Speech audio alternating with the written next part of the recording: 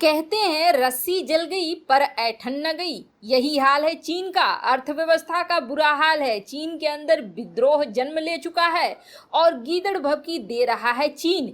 और बड़ी मिर्ची लगी बिपिन रावत के बयान पर। आइए जानते हैं बिपिन रावत के बयान पर चीनी मीडिया ने क्या प्रतिक्रिया दी है। वहीं भारत और रूस के बीच एक बड़ी साजिश कर रहा है चीन, और भी बहुत कुछ। आइए जानते हैं इन खबरों को विस्तार से। चीन की गीदड़ भभकी किसी से छिपी नहीं है। हाल ही में आपको याद होगा कि लद्दाख में भारत और चीन की सीमा विवाद को लेकर जनरल बिपिन रावत ने एक बड़ा बयान दिया था और कहा था कि लद्दाख में चीनी अतिक्रमण से निपटने के लिए सैन्य विकल्प खुला हुआ है और हम इस पर विचार कर रहे हैं। बिपिन रावत ने यह भी कहा था कि अगर चीन के साथ कूटनीतिक और सैन्य वार्ता को लेकर कोई नतीजा नहीं निकलता है तो सैन्य विकल्प भी मौजूद है। अब इसके बाद चीन को लग गई है बड़ी मिर्ची। जनरल बिपिन रावत का बयान चीनी मीडिया में भी सुर्खियों में है। चीन की सरकार के मुखपत्र ग्लोबल टाइम्स ने बिपिन रावत के बयान पर एक लंबा चौड़ा आर्टिकल छापा है और कहा है कि सेना के कड़े तेवर दिखलाने से भारत के अंदर की परेशानियां दूर नहीं होंगी। भारतीय सेना ने सीमा से लगे कई संवेदनशील इलाकों में सैनिकों की तैनाती बढ़ा दी है और टैंक समेत कई हथियारों को इकट्ठा किया है। हालांकि भारत के सैन्य अधिकारियों को चीन और भारत की सैन्य क्षमताओं के बीच के फर्क का पता होना चाहिए। चीन की तुलना में भारत कहीं नहीं टिकता है और अगर चीन पर कभी भी बड़े पैमाने पर हमला करने की भूल करेंगे तो यह बड़ा ही भयानक रूप लेगा। भारतीय सरकार को अपनी समस्या पर और कोरोना पर ध्यान देना चाहिए, न कि सीमा पर। चीन का रुख बिल्कुल साफ है। चीन भारत के साथ किसी तरह के संघर्ष में नहीं उलझना चाहता है। चीन भारत के साथ सभी समस्याओं का शांतिपूर्वक समाधान चाहता है। अभी बातचीत के लिए दरवाजा खुला है और दोनों देश आपसी सहयोग से इस संकट को निपटने में सक्षम है। भारत चीन की सरकार को देखते हुए ऐसा नहीं लगता है कि कोई लड़ाई होने वाला है। इतना सब तो उसने सेखी बघारी के लिए लिखा, लेकिन अब जो असल बात लिखी उसमें उसका जो डर छिपा हुआ है वह दिख रहा है। ग्लोबल टाइम्स ने लिखा है कि भारत सितंबर महीने में जापान के साथ सैन्य उपकरणों के लिए कई समझौतों पर हस्ताक्षर करने वाला है। भारत ने ऑस्ट्रेलिया के साथ भी सैन्य समझौता किया है और ऐसा कहा जाता है कि ऑस्ट्रेलिया भारत के मालाबार नौसेना अभ्यास में जाएगा। भारत के इन कदमों के पीछे चीन को काउंटर करने की मंशा हो सकती है, लेकिन भारत के शक्ति प्रदर्शन के पीछे खुद को दुनिया का लीडर दिखाना और कई देशों को अपने ग्रुप में शामिल करना है। साथ ही साथ परमाणु शक्ति का डर भी दिखा रहा है ग्लोबल टाइम्स, और उसका कहना है भारत चीन की ताकत को बहुत अच्छे से जानता है।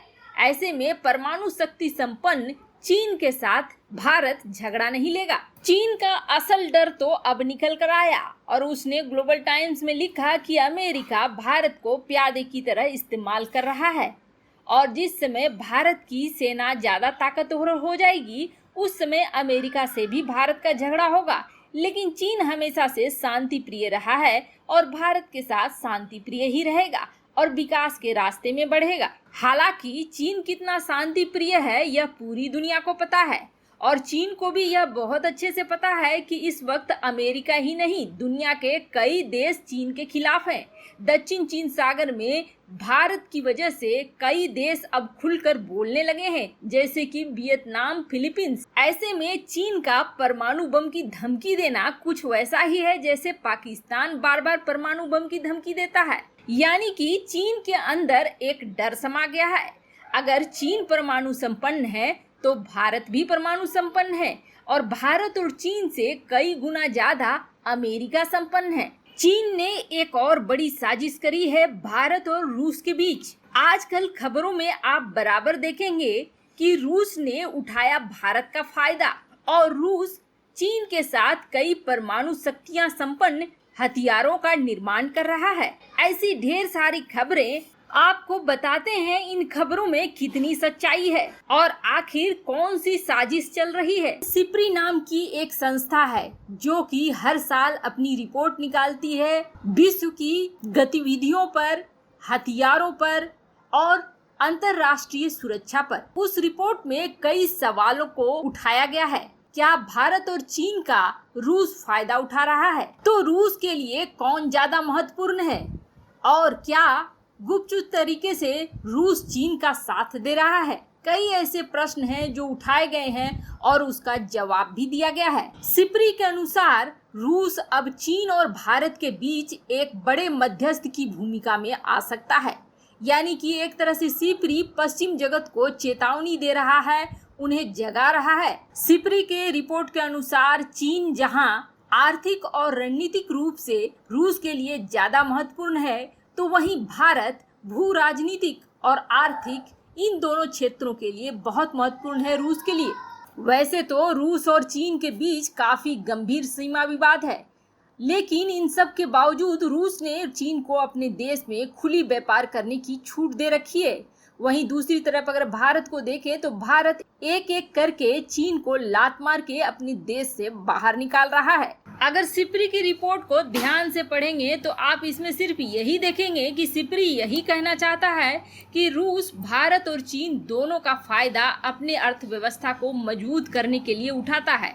जैसे कि आर्कटिक क्षेत्र में रूस ने चीन और भारत दोनों को महत्व दिया है अपने फायदे के लिए। लेकिन इस रिपोर्ट को एक किनारे कर दें और जरा उठाकर घटनाक्रम को देखें तो भारत और रूस के बीच जो संबंध है वो तो काफी पुराने हैं और साथ ही साथ कई मौकों पर व्लादिमीर पुतिन प्रधानमंत्री मोदी के साथ अपने संबंधों के काफी गहरे होने का प्रमाण भी दे चुके हैं। जैसे कि आपको बता दें, व्लादिमीर पुतिन का दिनचर्या थोड़ा अलग है। उन्हें सुबह में देर से उठने की आदत है और अक्सर यह सुना जाता है कि व्लादिमीर पुतिन उनसे मिलने आने वाले लोगों को इंतजार कराते हैं और ऐसा ही उन्होंने जिनपिंग के साथ भी करा था। जब चीन के राष्ट्रपति पिछले साल मिलने के लिए गए थे राष्ट्रपति पुतिन से, तब उन्हें 1 घंटा इंतजार करना पड़ा था और वहीं तुर्की के अर्दोगन जब गए थे तो उन्हें तो 5 घंटा इंतजार करना पड़ा था। लेकिन जब प्रधानमंत्री मोदी गए थे तो उस जगह पर रूस के राष्ट्रपति व्लादिमीर पुतिन पहले से ही खड़े थे। यह घटना छोटी नहीं है बल्कि काफी बड़ी है। यह पता चलता है कि प्रधानमंत्री मोदी का महत्व राष्ट्रपति पुतिन के पास कितना है, जिसकी वजह से वह अपनी दिनचर्या को बदलकर प्रधानमंत्री मोदी के स्वागत में खड़े रहे हैं। तो ऐसी खबरें अचानक से मार्केट में क्यों आ रही है? तो आपको बता दें, इन खबरों का इस्तेमाल चीन करना चाहता है रूस और भारत के संबंधों को बिगाड़ने के लिए। और जहां तक रूस और चीन के बीच चल रही परियोजनाओं का बात है, तो इन परियोजनाओं का एग्रीमेंट कोरोना काल और चीन की अभी की स्थिति से बहुत पहले बनी थी। और ऐसा नहीं है कि सिर्फ चीन का रूस के साथ ही इस तरह का कोई एग्रीमेंट है, बल्कि कई हथियारों का निर्माण के लिए इस तरह के एग्रीमेंट उसके अमेरिका के साथ भी हैं। लेकिन ये सब विवाद के पहले के थे। जाहिर सी बात है, अभी के विवाद को देखकर तुरंत उसे तोड़ा तो नहीं जा सकता है। फिर भी S-400 की डिलीवरी रोककर रूस ने भारत की मदद ही की है।